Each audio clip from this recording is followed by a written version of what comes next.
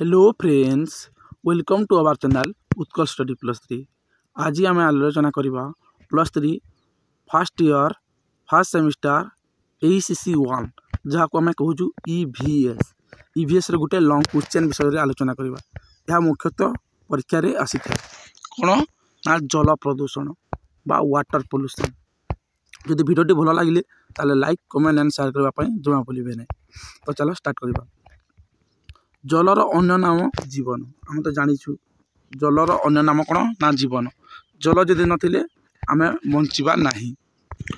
कथारे अछि जल बिना सृष्टिनाश जल बहुने सृष्टिनाश। माने जल जदि अधिक अछि ताहले आमे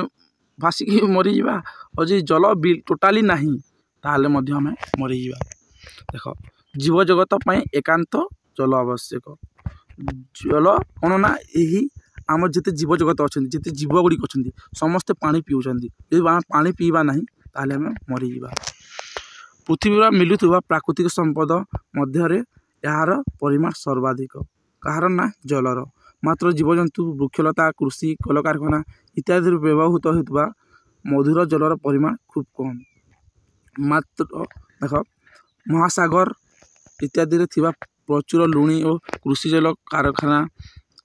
मनीष पशुपक्षी गछलता अनुपयोगी अटे। मैं देख महासागर सागर गुड़िकर पानी किपर लगी थे लुणिया लगी था किंतु आम जो पानी पीचु से किपर जल से हूँ मधुर जल बुझीपार तो। तापर तेणु मधुर जल ही व्यवहार योग्य संपद अटे। आम मैंने कौन मधुर जल पीऊँ जलर स्वाद और व्यवहार अनुजाई मधुर जल लुणी जल क्षारी जल इत्यादि नामकरण कराई। देख कि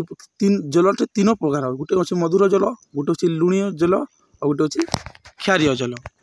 तो यही जल गुड़िक कहीं प्रदूषण हो विषय चल आम देखी ना। तो से जलर प्रदूषणर उत्स गुड़िक माने जल कहीं प्रदूषण हो। देख प्रथम अच्छी नाल नर्दमा घर मानक व्यवहृत होता जल नानादि अपरिष्कार पदार्थ सह मिसी निष्कासित होता है। माने देख लुगा सफा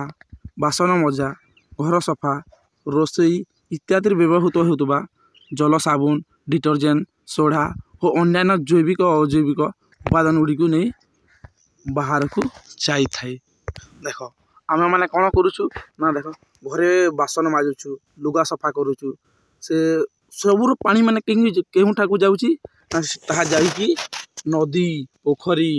ह्रद समुद्र बा विभिन्न जो जलाशय गुड़िक अच्छी सेठारे मिशुची जद्वारा कौन होची ना आमर देख से बासन माजी से पानी जदि मैला हो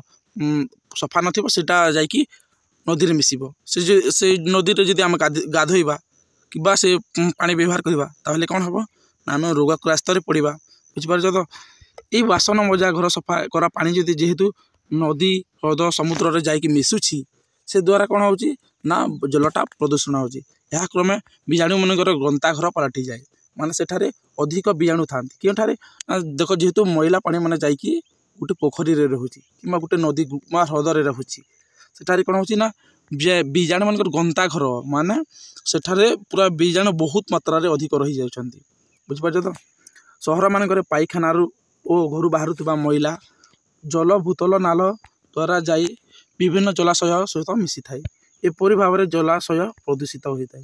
या द्वारा सहर को प्रदूषण मुक्त करने को जाई तले अंचल को प्रदूषित करता है। माने एटारे देख पाइखाना जो बाहरुची मैला गुड़िक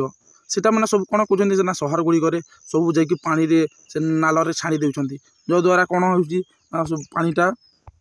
प्रदूषित होउची। बुझिपार तो। तापर सेकेंड अच्छी अलिया आवर्जना मफसल हो किंबा सहरिया हो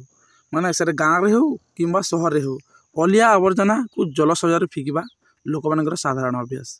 समस्ते सेटा गाँ हो किंबा सहर हो माने प्रायतः लोक मैंने कौन करथांती ना अलिया आवर्जना गुड़ी को सेटा जल फिकिबा से गोटे अभ्यास पलटि जाइछि। देख अलिया आवर्जना रे पचा सढ़ा पनीपरिबा अदरकारी गछ लता पत्र मला जीवजंतु गोबर मलमूत्र ये सब गुड़िक से रोगीर चेप खंगार ये सब गुड़िक कौन कहते ना से ही पानी रे फिकी देउछंती जद्वारा कौन होची ना से जल प्रदूषित होउची। देख क्यों आम घरे कौन कर ना गोटे मूषा मूषा मरी जाउची तो से मूषा को भी आम फिकी दउछु केटू पानी को फिकी दउछु तापर रोगी छेप खंकार ये गुड़िक सब कौन कर आम पानी फिकी दउछु जद्वारा कौन होउची ना ताहा पूरा पानी प्रदूषित हो जाउची। सहरांचल में अवस्थित विभिन्न खाद्य प्रक्रियाण शिल्प अव्यवहृत पचासड़ा खाद्य और विभिन्न जैविक पदार्थ निकटस्थ जलाशय को फिंगा द्वारा जल प्रदूषित हो माने से शिल्प गुड़िक जहाँ जहाँ अच्छी जो जोटा दरकारी रखिए जोटा अदरकारी से सब कौन करेंगे ना जल फिंगी देवे जो द्वारा कौन हो जल प्रदूषित होची। और यही जल को जो सुस्थ व्यक्ति अन्य प्राणी मैंने जब व्यवहार कर पीबार हो कि गाधोबार हो किसी जिनिस हो जदि यूज कर रोगग्रस्त पड़ुंट। तापर अच्छी ग नंबर कल कारखाना से कागज कल लुगा कल जोता शिल्प रंग कारखाना इत्यादि जल बहुत परिमाण रे कौन होना प्रदूषित हो। देख रंग कारखाना माने रंग कारखाना रे जिते रंग दरकारी से विभिन्न जिनिस मिसुची से जिनिस गुड़िक भी आम पानी रे से शिल्प गुड़िक कौन कर से शिल्पटा छाड़ी देउछंती पानी रे जद्वारा से पानी कौन हो पूरा रंग हो जाउची माने पूरा प्रदूषित हो जाउची। ठीक से परी कागज कल लुगा कौन हो प्रथम काचबी से धोईदेवे ताले से रंग भी पानी हो माने प्रदूषित हो। तापर यहाँ कौन हो बाध्यबाधकता दृष्टिकोण से ही जल को कृषि कार्य और जीवजंतु मैंने पानी व्यवहार करने रोग पड़ते माने देख से पानी को आम कौन करुँ विभिन्न आम से खेतर बिल से यूज करुँ आम जब चाष न करें आम किपर चलवा और चाष करने कौन आम से शुद्ध जल तो आम से यूज कर न सेटार किपर नदीर पानी कि नालर पानी आसूँ से पानी को आम कृषि को लगे था जद्वारा कौन हो आमको रोग होबार संभावना हो आम जो चाष करूँ से गुड़िकर उत्पादन गुण कमी कमी जाऊँगी माने प्रदूषित जल से मात्रा उत्पादन हो पार ना बुझीपार तो। तापर अच्छी नेक्स्ट संक्रामण कारक दूषित आवर्जना जल में बहु परिमाण संक्रामक रोगीर बाहक जीवाणु अति सहज वृद्धि पाती। यही जलर व्यवहार करने द्वारा सुस्थ जीव रोगाक्रांत हो मृत्यु मुखरे पड़ता। मुझेपरी कहली देख कि ना पूरा सब सेम दे देख जदि जल दूषित हो से जल दूषित को कौन कर ना जब गोटे भल व्यक्ति यूज कर रोगग्रस्त निश्चय पड़ो ये तो कमन कथा बुझीपार तो। तापर अच्छी कीटनाशक और रासायनिक सार आजिकल शस्य फसल को विभिन्न कीट पतंगरू रक्षा करने विभिन्न प्रकार कीटनाशक और रासायनिक सार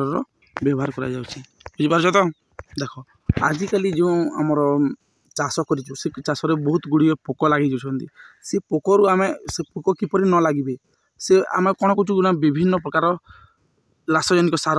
देउछु क्योंठारे ना आम से बिलरे यदि धान चाष करें धरनीय से किपर पोक न लगे ताली आम से विभिन्न प्रकार रासायनिक सार पेस्टिसाइड गुड़िक जदि आम देवा तो सेटारे कौन हो से कीट पतंग तो मरीजे से